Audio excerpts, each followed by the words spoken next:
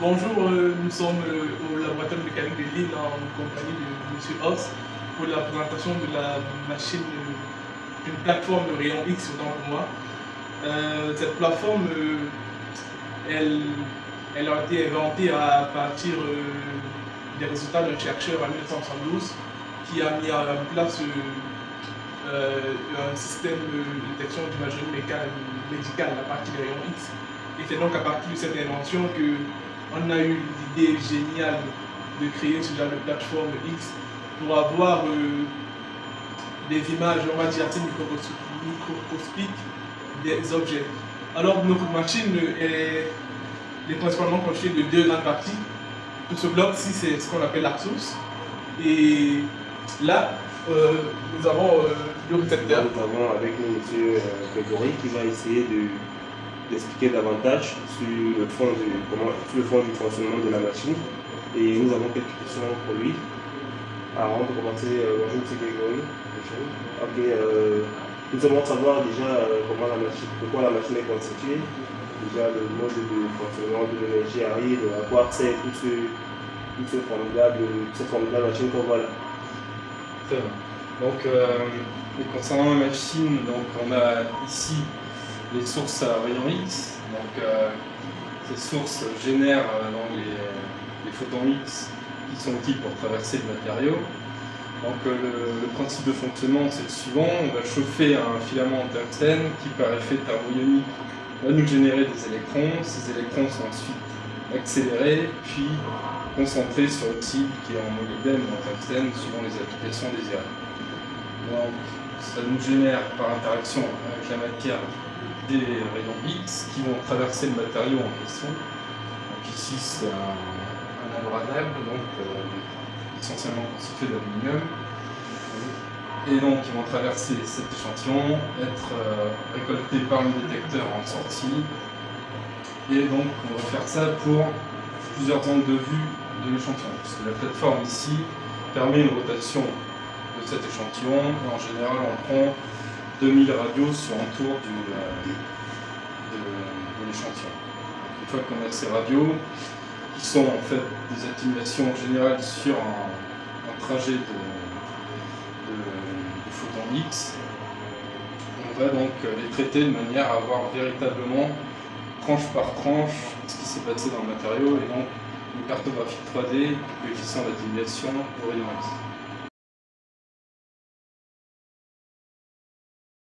Vous faites votre thèse ici au LMR et vous utilisez cette machine. On aimerait savoir pourquoi vous l'utilisez. Alors, je vais d'abord expliquer brièvement le contexte et puis le matériau que j'étudie. Donc c'est un matériau qu'on utilise dans les réacteurs d'avion. Ce matériau, en fait, il est utilisé pour garantir l'étanchéité entre la partie rotor, donc les aubes dans le moteur qui tourne, et puis la partie stator, donc le carter. Et sur ce carter, en fait, on vient déposer un matériau qu'on appelle abradable, qui permet à la fois de le garantir, d'avoir un faible jeu entre les têtes de pale et le carter, et puis en cas de contact entre les aubes et puis le carter, ce qui arrive régulièrement dans la vie du moteur, c'est ce matériau qui vient finalement s'user et amortir l'impact. Donc ces matériaux sont composés en général d'une matrice métallique, d'une phase dislocatrice, donc souvent du polyester, et puis c'est un matériau qui est aussi poreux. Donc pour comprendre le fonctionnement du matériau en cas d'impact avec une pale, on vient reproduire des impacts sur un banc qui a été extrêmement simplifié et qui nous permet de comprendre les phénomènes, de reproduire les phénomènes de l'échelle 1 et de comprendre un peu plus finement ce qui se passe.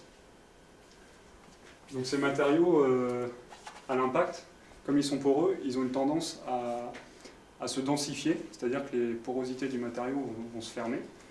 Le matériau va se densifier, et une fois qu'il est densifié, finalement, il n'a plus forcément les mêmes propriétés mécaniques. Donc la tomographie, les tomographes du LML nous permettent de faire des scans du matériau vierge qu'on n'a pas utilisé, du matériau qui a subi un impact avec une eau en titane, et puis de pouvoir comparer la microstructure, donc avant impact, après impact, et de comprendre de quelle manière le matériau s'est densifié. Est-ce qu'on peut savoir les applications de la machine? En fait, ce qui est intéressant avec la tomographie, c'est quand vous avez un matériau qui contient plusieurs phases différentes. Donc typiquement ici, il y a de l'aluminium et du plastique. Et ces matériaux-là n'absorbent pas les photons X de la même manière. Donc quand on va les regarder en tomographie, on observe les phases assez distinctement. Et puis la porosité aussi, la porosité c'est de l'air. Donc c'est une phase qu'on peut distinguer assez facilement. On peut aussi, ce qu'on peut aussi faire avec le tomographe, c'est aller scanner par exemple des matériaux de friction, donc des matériaux qu'on utilise dans les systèmes de freinage, donc les matériaux des plaquettes de frein par exemple, qui contiennent des phases assez distinctes. Ça couvre pas mal de matériaux finalement qui sont étudiés au LML, aussi bien des matériaux de friction, des matériaux du bâtiment ou des matériaux de l'aéronautique. On peut aussi regarder les matériaux composites, donc les matériaux nouvelle génération qu'on utilise dans l'aéronautique ou dans le textile. En fait, le champ est très vaste. Quoi. Le champ est très vaste. Alors, la tomographie, c'est non seulement le scan, mais il y a aussi une phase finalement de traitement du scan a posteriori qui est importante. Donc ça, c'est ce qu'on obtient, une coupe qu'on obtient brute issue du tomographe. Et finalement, on ne voit pas grand-chose parce qu'il y a un effet de flou sur l'image. Et là, il y a une phase de post-traitement qui est importante. Et après ce post-traitement, finalement, on commence à arriver à distinguer les différentes phases dans le matériau. Merci à vous pour toutes vos réponses. Je vous en prie.